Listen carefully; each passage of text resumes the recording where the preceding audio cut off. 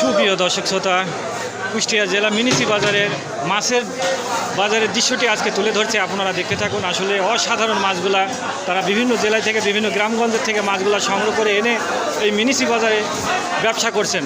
মাছের বাজারের আজকে দৃশ্যটি তুলে ধরছে, আপনারা দেখতে থাকুন। সব ধরনের মাছগুলা এখানে পাওয়া যায়, দেখতেই পারছেন। এখানে জিএল মাছ, সব ধরনের মাছগুলা, নদীর মাছ সব ধরনের পাওয়া যায়। বড় ভাই, এটা কি মাছ? এটা লটর পটর। এটা কত করে কেজি ভাই? 150। আসলে দামও খুবই সাশ্রয়। এখানে পদ্মা মাছ আছে, বিভিন্ন ধরনের ট্যাংরা, বোয়াল, বিভিন্ন ধরনের মাছগুলো এখানে আছেন। আপনারা এসে এই বাজারটিতে এসে সংগ্রহ করতে পারবেন।